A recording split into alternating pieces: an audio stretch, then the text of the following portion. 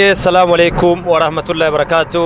هردفتوتا MW دل الدنيا بكجر تنتي نجني جلالي أرمو ما في أقول ما سنارة كوسنين جتة خيسايو هواس كينيا دمي أفريقيا كيبا مقالة كيبتاوني في نانا شيء ترجمان كيسايو ليت كيبتاون رتي نانا في شوكي في أكاسما غندا مسيبو مولي كيس جراتن هندي كيسانو أكما داوچار تنكنتي يرو أما كنتي سغنتا كيسايو gaggeessa sheeka keenya Sheekh Muhammad Tayyib Abdullahi sababeeffachuudhaan qeerroon hamma dandeenyutti sagantaa irratti hirmaannee geggeessine imala keenya gara qe'ee keenyaatti fuulleeffannee jirra.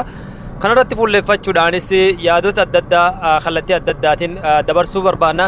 Keessaayyuu waa'ee sheeka keenyaa yoo kaafne tokkummaa hawaasa keenyaa keessatti amantaa qofaan osoo hin taane akka sabaatitti wantoota gaggaarii sagantaa gargaarsa lammiif jedhu keessatti akkasuma mootu ijaaramiinsa milkaa'insa masgiida amantana masgiidin nur jedhamuudhaan guyyaa elgaddaa eebbifame irratti adda durummaan nama hirmaataa turanii fi hirmaasaa turan keessaa isaan tokkodha. Kanarraa abbachuun sirna geggeessaa isaanii guyyaa elgaddas goone amantana mootu eerpoortiidha inni geggeessine gara qe'ee keenyaa fuula deeffannee jirra. Waan hundaafuu rabbiin galanni haa ga'u sagantaa elgaddaa haala gaariin geggeessine guyyaa har'aas immootu geggeessaa isaanii kallattiidhaan gooneetiin deebi'aa jirra jechaadha. Kanarra dhaabbachuun obboleessi keenya dhuguma dubbachuuf saahiba isaanii guddaa yoo jedhe dhugaa lafa jirtudha. Masgiida keessattis waan adda addaa yaada waliin qoodamuun walitti dhiyeessummaa bolummaatti hiriyyummaatti nama waliin jirutti nu biratti jira.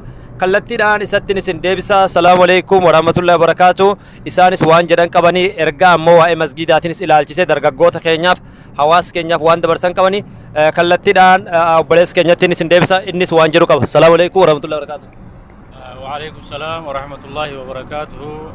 إيجا كم أبليس خيني جتي شيخ خينيا ما جايسينتي قرتي خرمنا دي بأجرا dhugumatti gartee sheeyni keenya kun sheeka gartee haqa guddaa nu biraa qabu ganda keenya kanatti gartee masgiida kana ijaaree ummata kana gartee walitti qabee ummata tokko godhee gartee imaamummaadhaan yeroo baay'ee oofaa ture. Amma gaa jireenya addunyaa kun oggu takka bikka takka wafatti namaan taatu ammaan tana aaliisa ilmaan isaatii fi warra isaa laaluu fi gara gartee biyya Naayiroobii deemee rabbi nagaa naa geessu jechaa inshallah waniin qayroo teenyaaf dhaamu gartee fuulduraaf gartee masgiida kanatti deebinee gartee tokkummaa uumnee waan adda addaatti gartee waan nu tokko choomsurratti gartee waan fuuldura guddina fuulduraa gartee akka haalatti guddannu ispoortiinis haa ta'u waanuma hundaanuu diiniinis gartee diin keenya jabeeffachuus haa ta'u gartee wal gargaaruu keessattis haa ta'u akka gara fuulduraa deemnu gara masgiidaa dachaan jaa inshallah yoo rabbi jee gartee nutis warra gartee bakka tana jabeessee gartee sirritti akka sheekaatti oofu rabbi nu haa godhu nu hunda rabbi nu haa milkeessu nu hunda gartee rabbi nu haa milkeessu warra keeptaawwan oromoo South Africa guutuu oromoo alamarra jiru nama islaamaa hunda rabbi haa milkeessu tanaan jaa yoo obboleessi keenya Khadiir gartee diraayiv godhutti illee jira yoo yaada qabaate gara isaatiin isin dabarsaa. Assalaamu alaykum.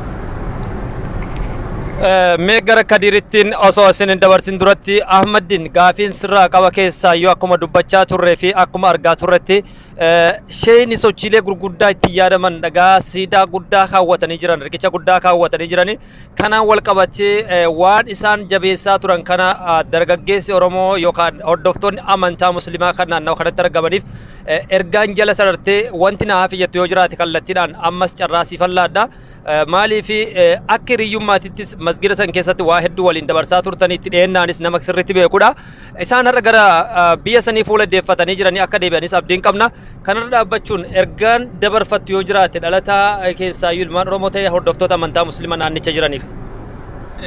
Akkuma nama dura jeetti gartee wanni inni dhaamu nama hundaafuu gartee obboleeyyan keenya qeerroos ta'e gartee nama hundaafuu akka tokkummaa keenya jabeessinee gartee akka gartee gandaa fi gartee sabaa fi waan kana waan qashaashillaa gartee nama wal dhabsiisaa tana halagannee gartee namu kaayyoo takkaaf manaa baanee nuti gartee ilmaan takka warra biyya takkaati gartee waan gartee fuuldura irratti gartee waan kaayyoo guddaa irratti gartee waan tokko nu godhu irratti gartee haa deebinuun jaa negatiiva gartee yaada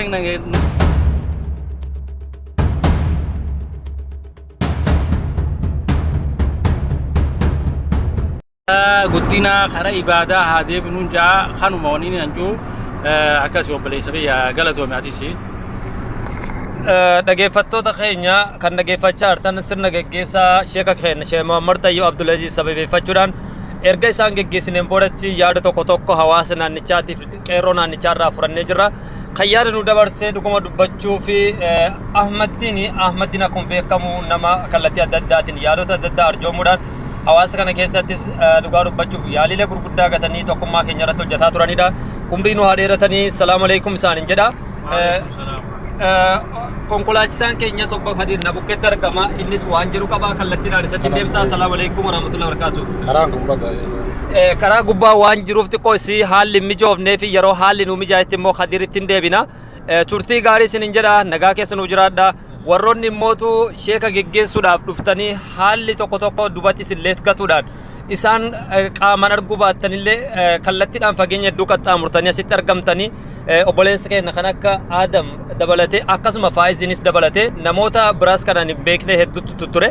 Kanaaf isaanis asumaan Sheeka keenyaan biraan ga'uu barbaanna. Maaliif namoonni hedduun dhufanii jiranii xiqqoo haala sa'aatiirraa hanqinni tokko tokko dabaree ni mul'ata.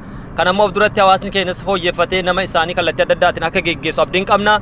Tokkummaan keenya miidhagina keenya akkuma jedhan san maqaa wallooma keenyaa akka eeggannu akka amantaatti akka Oromootti jechuun ergaa koo xumuraa waan nu dhaggeeffattaniif galatooma. Assalaamu alaikum warahmatullahi wabarakatuh. Afrikaa kibbaa magaalaa Keepitaawunirraa.